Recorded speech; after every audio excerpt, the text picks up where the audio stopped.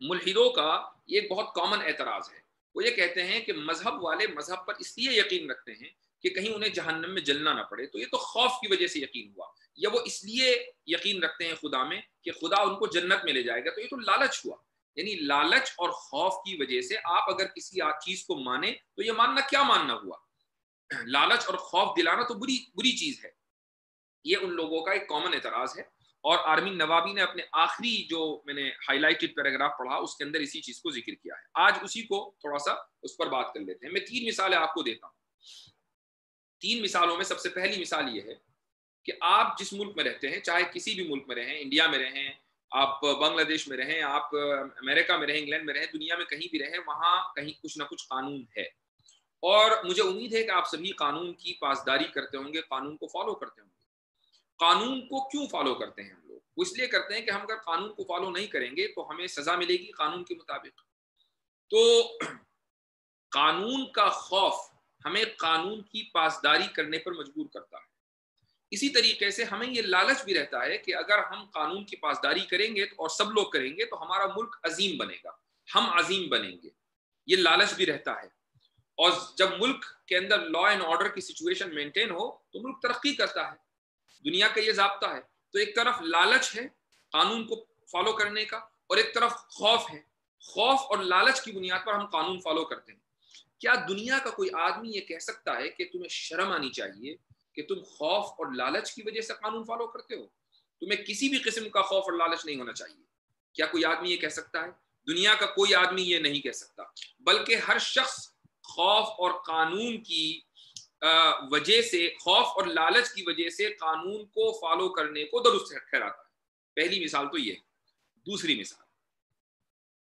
مثال یہ ہے کہ ایک بچہ اسکول جاتا ہے، اس کو خوف رہتا ہے کہ اگر میں محنت نہیں کروں گا، نہیں پڑھوں گا تو میں فیل ہو جاؤں گا. اس خوف کی وجہ سے وہ پڑھتا ہے.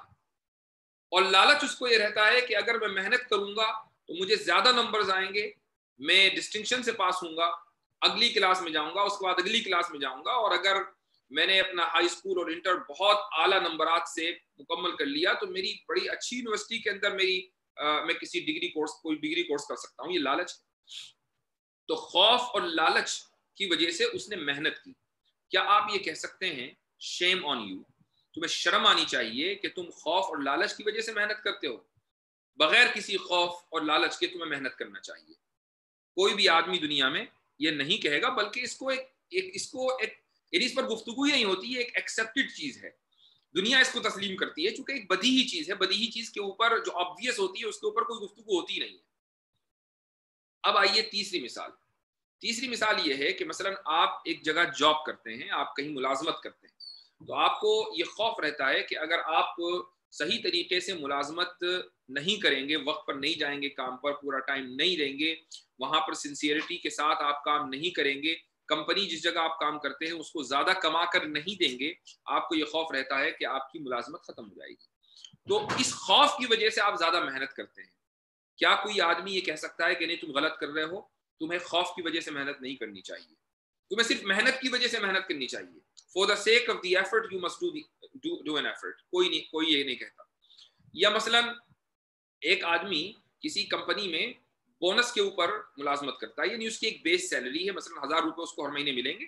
وہ سیلز ایجنٹ ہے، جتنا اس کے بعد وہ بیچے گا اتنا ہی اس کو بونس ملے گا یا کمیشن ملے گا.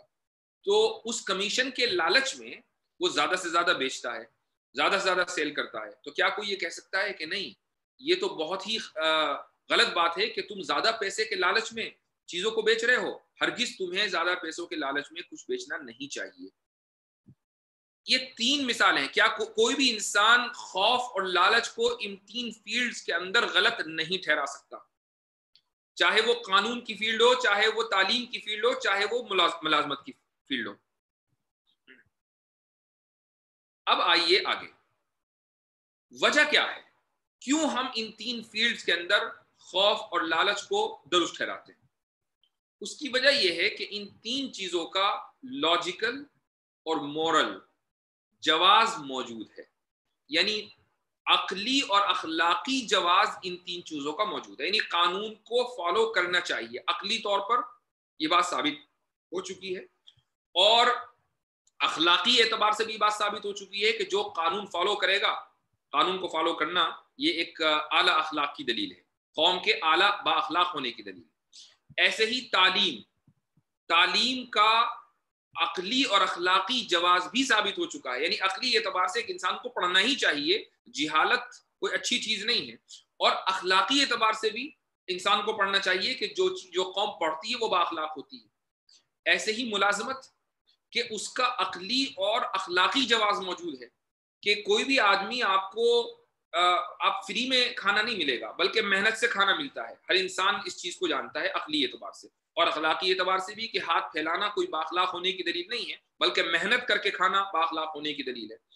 تو منطقی اور اخلاقی اعتبار سے ان تینوں چیزوں کا جواز ثابت ہو چکا، اسٹیبلش ہو چکا، اور جس چیز کا منطقی عقلی اخلاقی اعتبار سے جواز ثابت ہو جائے اس میں خوف اور لالچ برا نہیں ہوتا۔ یہی وجہ ہے کہ قانون کے میدان میں، قانون فالو کرنے کے میدان میں خوف اور لالچ کو کوئی برا نہیں سمجھتا، تعلیم میں خوف اور لالچ کو کوئی برا نہیں سمجھتا، جابز اور ملازمت میں خوف اور لالچ کو کوئی برا نہیں سمجھتا۔ ہاں، اگر کسی چیز کا عقلی اور اخلاقی جواز ثابت نہ ہو وہاں خوف اور لالچ برے ہیں۔ مثال دیتا ہوں، مثال یہ ہے کہ آپ کو اگر کوئی آدمی یہ کہے کہ میں تم کو 1,00,000 روپے دوں گا، تم فلاں آدمی کا جا کر قتل کر دو، آپ نے جا کر قتل کر دیا، یہ لالچ دینا برا ہے۔ کیوں برا ہے؟ اس لیے کہ قتل کرنا عقلی اور اخلاقی اعتبار سے برا ہے۔ اب عقلی اور اخلاقی اعتبار سے جو چیز بری ہو اس کے کرنے پر اگر لالچ دیا جائے تو یہ لالچ برا ہوگا، یا اس کے کرنے پر اگر خوف دلایا جائے تو یہ خوف دلانا یا خوف کھانا برا ہوگا۔ اب آ جائیے مذہب کی طرف۔ ہم اہل مذہب کے نزدیک، ملحدوں کی تو بات ہی نہیں ہو رہی ہے، ہم اہل مذہب کے نزدیک مذہب کا عقلی اور اخلاقی جواز قائم ہو چکا ہے۔ ہم عقلی اعتبار سے بھی مانتے ہیں کہ مذہب درست ہے، اور اخلاقی اعتبار سے بھی یہ مانتے ہیں کہ مذہب درست ہے، کہ جو شخص کسی مذہب کے اوپر یقین رکھتا ہے وہ با اخلاق ہوتا ہے اگر مذہب کی تعلیمات پر وہ چلے، اور اسی طریقے سے مذہب کی تعلیمات پر چلنا زیادہ یہ ریشنل ہے، یعنی زیادہ عقل میں آنے والی بات ہے، بجائے اس کے کہ ایک آدمی مذہب کی تعلیمات پر نہ چلے، خدا پر یقین نہ رکھے اور ایک انڈسپلن زندگی وہ جیے۔ تو مذہب کا عقلی اور اخلاقی جواز قائم ہو چکا ہے، لہذا مذہب کی فیلڈ میں خوف اور لالچ برے نہیں ہیں۔ ان کو خوف اور لالچ، جس کو ہم یعنی جو بری کوالٹی جس کو ہم خوف اور لالچ کہتے ہیں، وہ بری کوالٹی مذہب کی فیلڈ میں نہیں کہلائے جائیں گے، جیسے قانون کی فیلڈ میں نہیں کہلائے جاتے، تعلیم کی فیلڈ میں نہیں کہلائے جاتے، ملازمت کی فیلڈ میں نہیں کہلائے جاتے۔ یہ ہماری طرف سے جواب ہے، ایک بات۔ دوسری بات یہ ہے کہ آرمین نوابی نے یہ کہا کہ اگر آپ جہنم کے خوف سے اللہ پر ایمان لائیں تو گویا کہ آپ مخلص نہیں ہیں، آپ سنسیئر نہیں ہیں، تو پھر اللہ تعالیٰ تو صرف مخلص لوگوں کو جنت میں بھیجے گا نا، تو وہ آپ کو جنت میں کیوں بھیجے گا؟ آپ تو جہنم کے خوف سے ایمان لائے ہیں، تو آپ کے اندر تو اخلاص ہے ہی نہیں۔